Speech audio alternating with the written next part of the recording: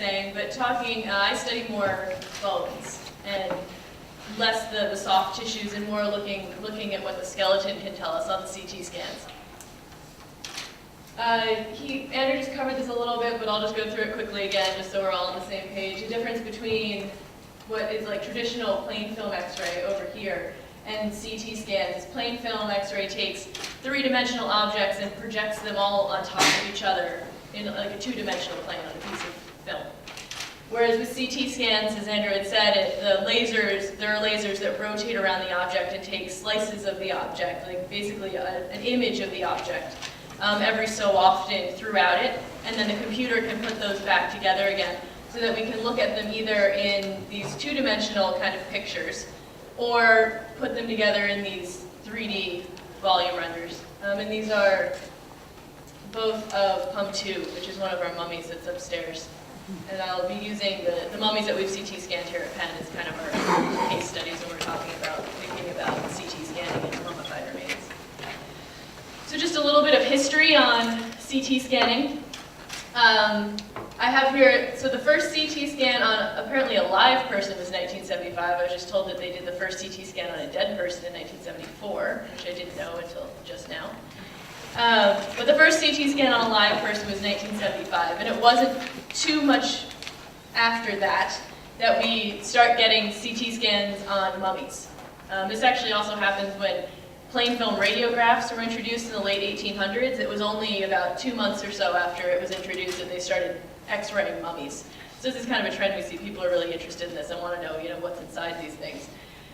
But kind of unfortunately, when we're talking about looking at these mummies from a kind of a physical standpoint, from their health and things like that, very little has progressed or changed since 1977 in the way that these studies are being done.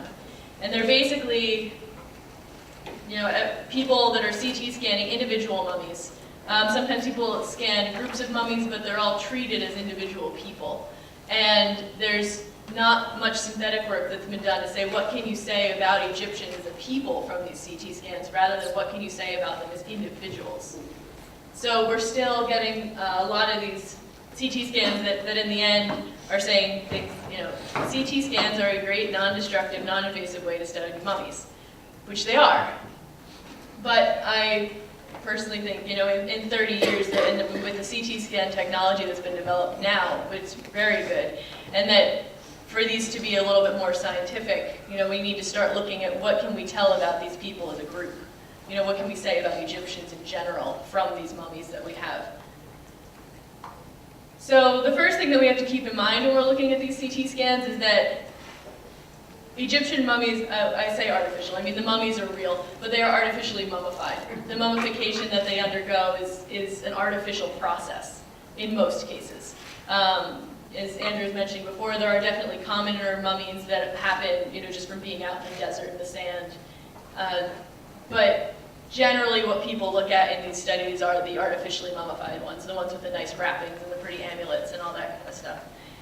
So one of the big issues for us looking at these mummies is that we know very little about how the mummification process changes the body and how it changes what we see when we look at these in radiological settings, when we look at like the medical imaging for them. So when I was CT scanning the two mummies that we have upstairs, worked with a radiologist from the hospital at the University of Pennsylvania at HUP.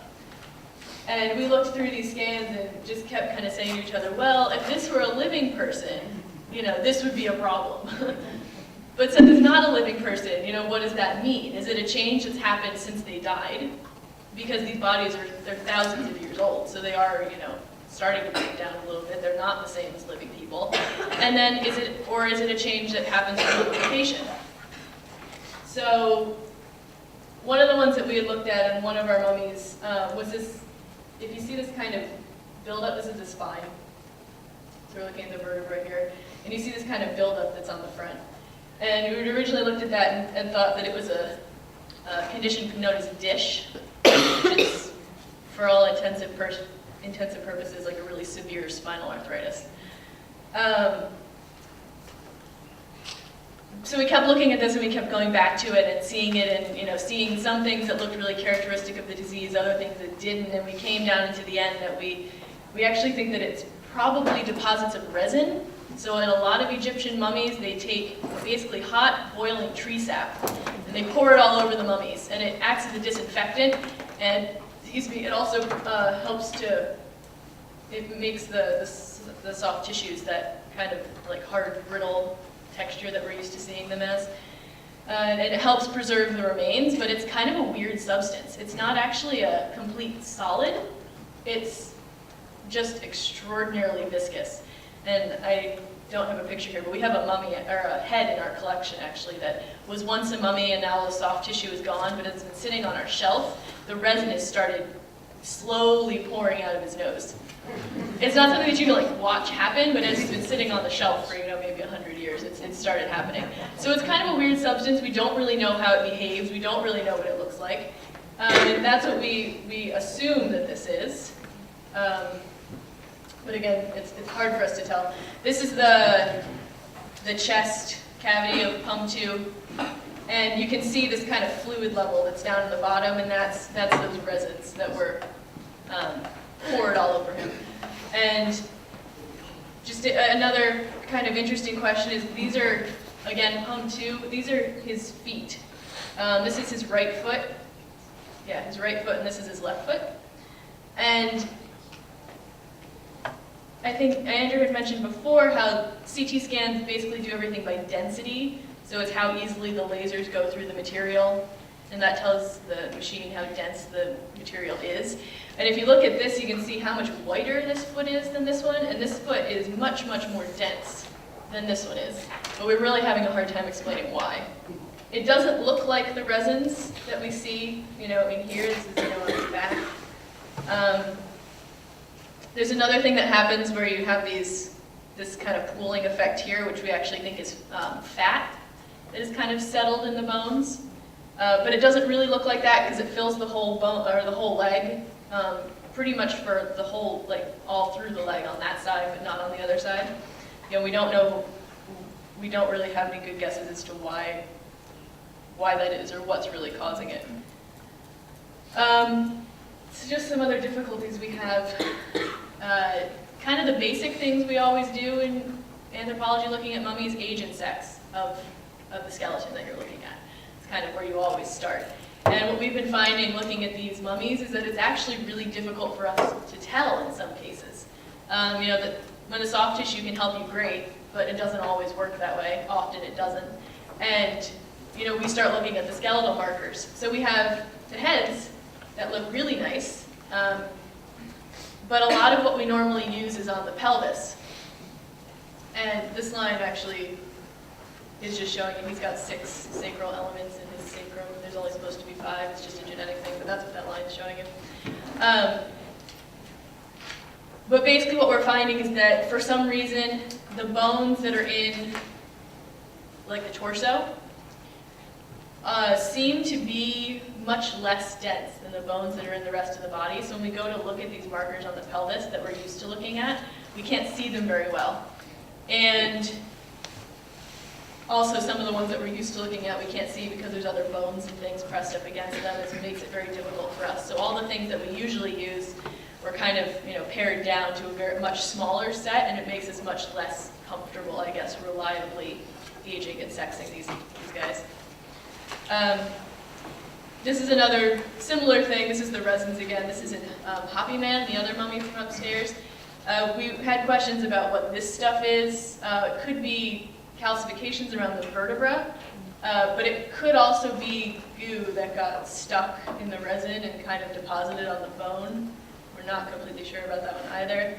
Another big one that we often look at is arthritic changes in bones. And one of the things that doctors often look at when they're looking at these are narrowing of these joint spaces. And you can see how, I believe this is Happy Man again, how there's very little space in between. This is in the hip, so this is the top of the head of the femur, and this is the pelvis that's going around it. But you can see how there's very little space in that joint. In living people, you consider that the beginning of an arthritic change.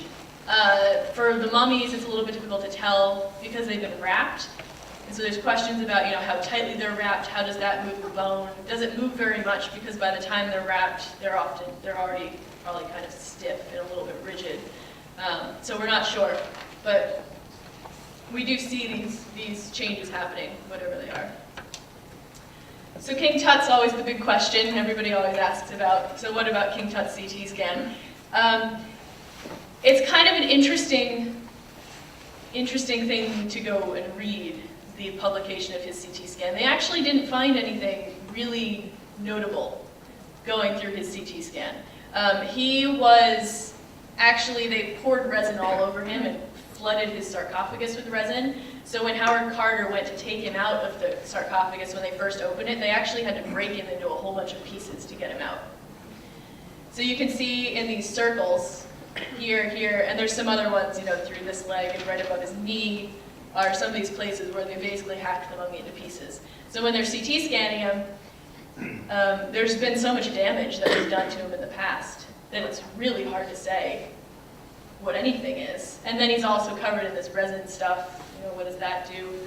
And so it's an interesting paper to read because they go through and they basically tell you that there's not anything all that interesting that they can be sure of. But then there's this kind of conclusion about, well, maybe he had this thing with his knee, there's breaks in both knees, which are very likely from the damage that he was taken out. And there didn't seem to be any kind of inflammatory changes that they could see, or no bone healing or anything like that. So it's a little bit interesting, a little bit questionable. This is just of his head, just different views of it.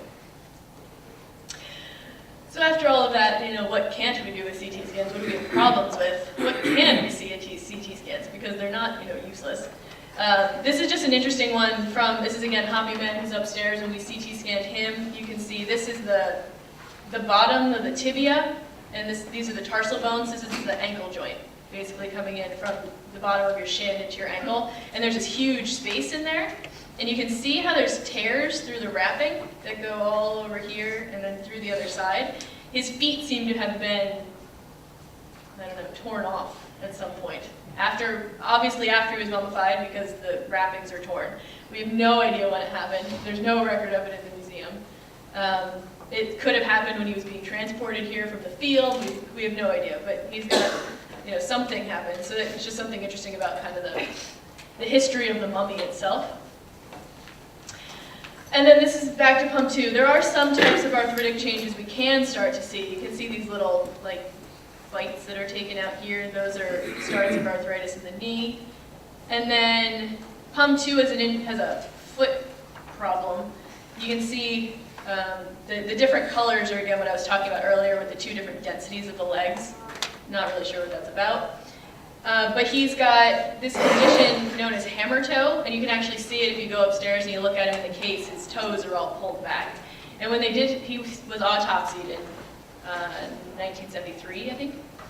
When they did the original autopsy, they assumed that the hammer toe was actually from mummification, that they wrapped his bandages a little too tight and just pulled his toes back.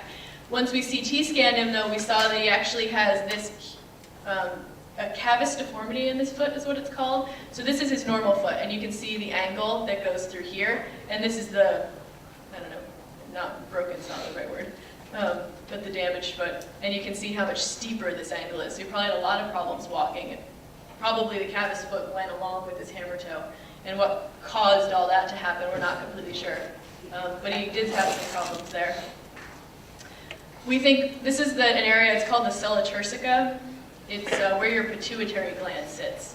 And in pump 2, it's about twice the size it should be normally. So we think he might have had a pituitary tumor. There's no way for us to know. A lot of pituitary tumors are benign. There's no way for us to know if it was benign or cancerous, but that's what it looks like here. And then this is Hobby Man. We can, of course, look at the amulets and the things that are wrapped in there, which is always interesting. He's got a little wadjet eye on his forehead, so it's that eye of Horus that's right up in the middle. He's got these are scarab beetles, these are jed pillars, these are these Isis knots, and like a statue, a little figurine of Isis. These are going down his side. This is his arm, and you can see his ribs in the background. He's got a necklace on over here, and this is a close-up. You can see a tiny little Horus falcon. This is a goddess figurine of some sort. Some heart amulets, some more eyes, things like that. So, what does this all mean? Basically that there's a lot of things that we don't know yet about what mummies look like on CT. And before, we can be really confident in the conclusions we draw from them, there's more work that has to be done. Plenty more things that people can start studying and looking at, and then we can start looking at, the health of these people overall. I know Dr. Randy Thompson is going to give a talk at the end about a very interesting study that he's been working on about heart disease in mummies, which is the first one, at least that I know of, that's really looking at mummies as kind of a population and looking at the health of these people in general, rather than just as individuals. And looking at these as individuals is interesting, but it doesn't tell us that much about history or about the past, and that's often what we're really looking to get at.